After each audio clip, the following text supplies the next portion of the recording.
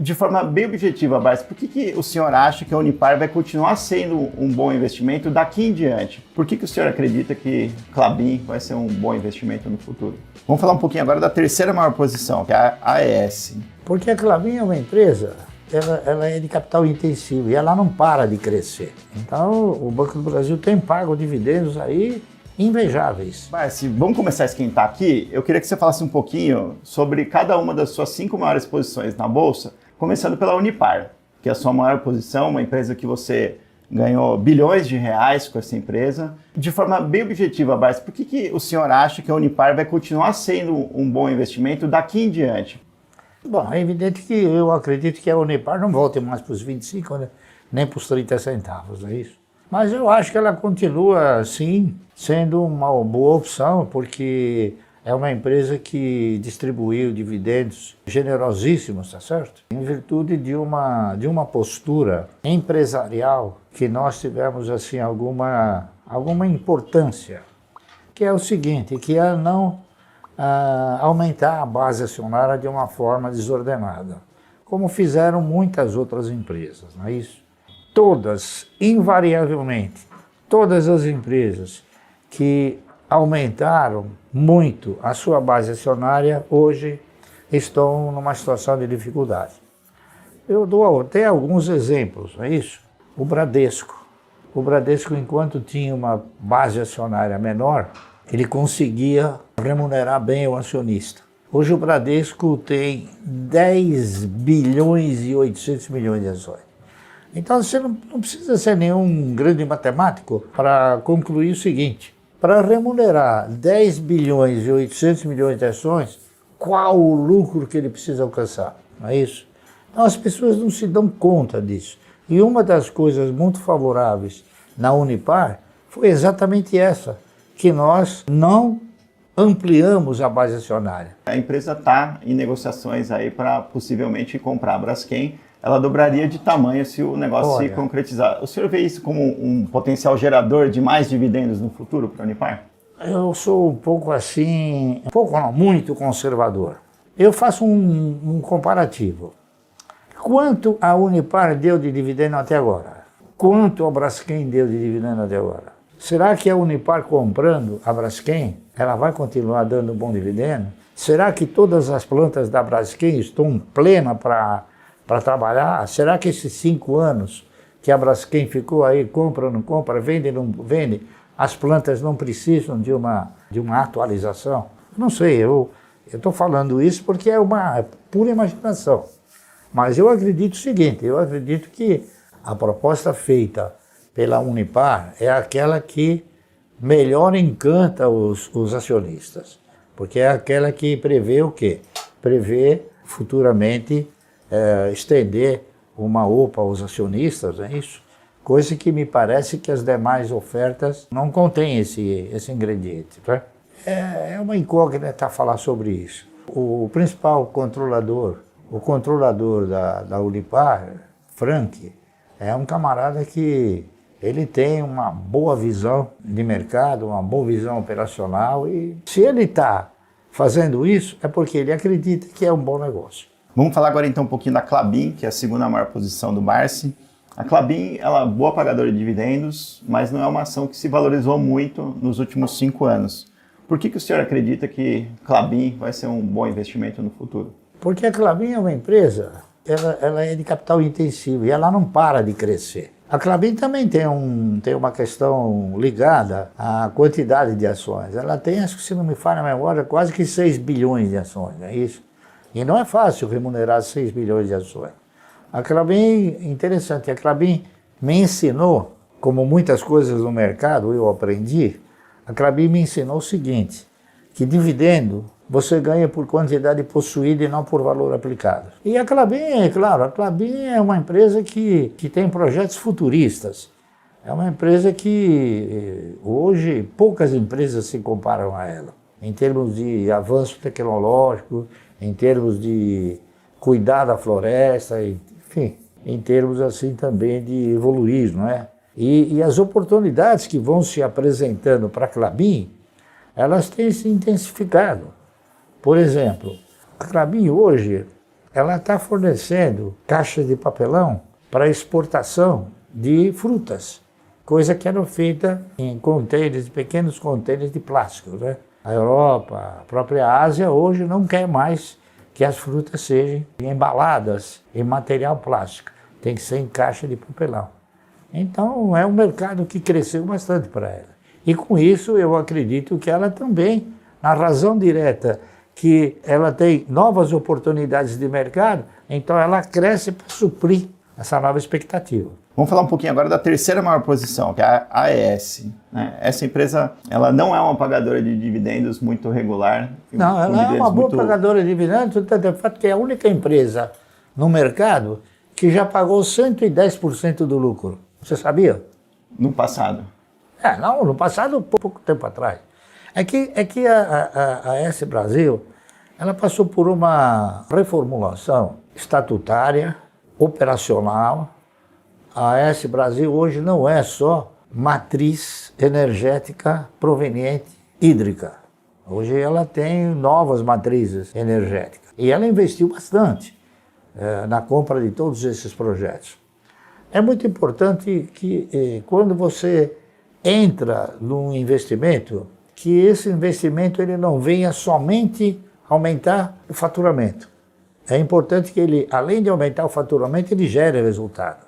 E esses investimentos todos que a AES Brasil desenvolveu, todos eles vão gerar resultado. Outro fator muito importante que ocorreu na empresa é que ela reduziu a base acionária. Ela possuía uma base acionária de 3 bilhões e pouco de ações, hoje ela tem só 600 milhões de ações. Então, para remunerar 600 milhões de ações, ela precisa talvez de um lucro menor.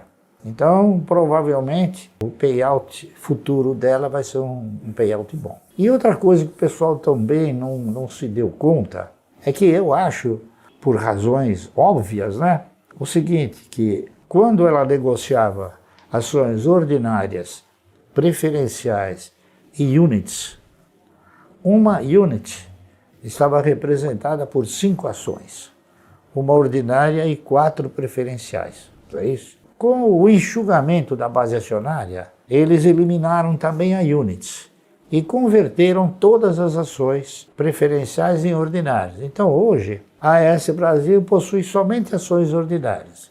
Como uma ação ordinária ficou no lugar da units, eu interpreto o seguinte, que uma ação ordinária hoje está representada por 5 ações antigas. Então, ela custa R$11, R$12, se você dividir por 5 dá 2 e alguma coisa. Então, é um papel que está num preço assim super acessível.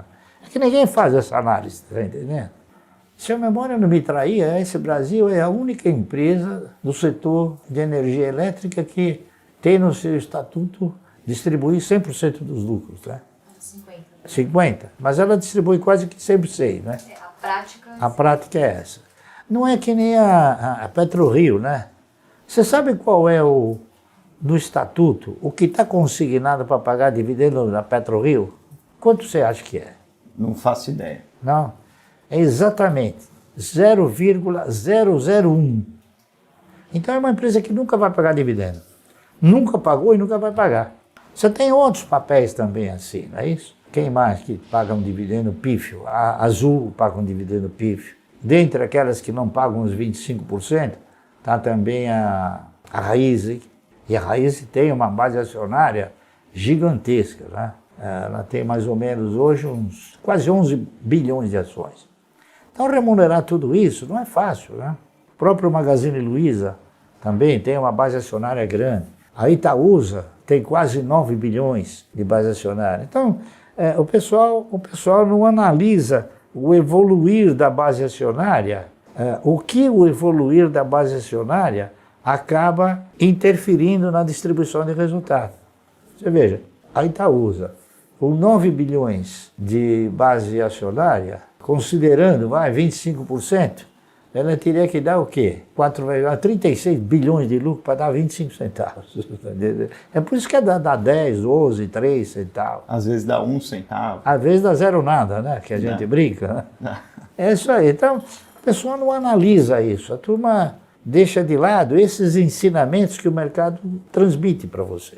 E agora, a sua quarta maior posição é a Cosan, Márcio, que nos últimos 5 anos também não é uma grande pagadora de dividendos, e é uma empresa que às vezes ela prefere comprar outras empresas com o caixa que ela gera do que pagar dividendos. Por que a Cosan, o senhor acredita Não, a tanto? Cosan é o seguinte, a Cosan ela é uma empresa que no passado a gente comprou e acabou tendo um yield projetivo excelente, porque eu cheguei a comprar a 3 e alguma coisa e vendia R$90, depois dos 7, 8 anos. Eu acredito, veja bem, porque o mercado ensina a gente que a Cosan passou a desenvolver este mesmo procedimento a partir dos R$15. Eu acho que ela não volta mais para R$15, provavelmente não vai cair abaixo dos R$20. Veja bem, eu não sou futurólogo, eu estou apenas transmitindo aquilo que o mercado ensina, para a gente poder transmitir para os outros, não é isso? Eu acho que a Cosan daqui para frente, ela vai desenvolver um tipo de postura de mercado que ela vai evoluir, porque a Cosan sempre teve a mesma postura de mercado que a Suzano. Qual é essa postura? Eles transferem para o mercado o lucro do acionista. Então o que acontece? O papel sobe, ele vai ganhando. E veja bem, a Cosan ela só passou a ter um desequilíbrio de cotação a partir do momento que ela fez um desdobramento. Uma virou 4. Então hoje ela tem 1,8 bilhão, se não me falha a memória, de base acionária, mas já com uma outra posição, uma outra postura. Mas vamos falar agora da quinta e última posição da sua carteira que eu queria abordar individualmente, que é o Banco do Brasil. O Banco do Brasil, sim, uma máquina aí de distribuir dividendos nos últimos anos, mas também é uma ação que hoje tem um controlador que acha que, além de lucro, o banco também tem um papel social. Por que o senhor confia e gosta tanto dessa ação? Eu confio pelo seguinte, eu acho que toda empresa que tem um compromisso, ela distribui bons dividendos. O que é um compromisso? Por exemplo, o Santander tem o compromisso de mandar dinheiro para a Espanha. A AS Brasil tem o compromisso de mandar dinheiro para os Estados Unidos. O Banco do Brasil tem o compromisso de mandar dinheiro para a Previ e para o governo. Então eu acho que ele está dotado de uma postura não idêntica aos demais. Veja bem, o Itaú, o Bradesco, o Santander não. Mas o Itaú e o Bradesco, a base acionária deles cresceu uma barbaridade. O do Banco do Brasil permaneceu. Então o que acontece? Esse sentimento que você vislumbra sobre ele é que cada vez que o lucro aumenta, se ele tiver a mesma base acionária, é evidente que o dividendo cresce também. Então o Banco do Brasil tem pago dividendos aí invejáveis, tá certo? E ele dá um lucro mais ou menos parelho com os demais bancos, não é isso? É porque ele tem uma base acionária menor.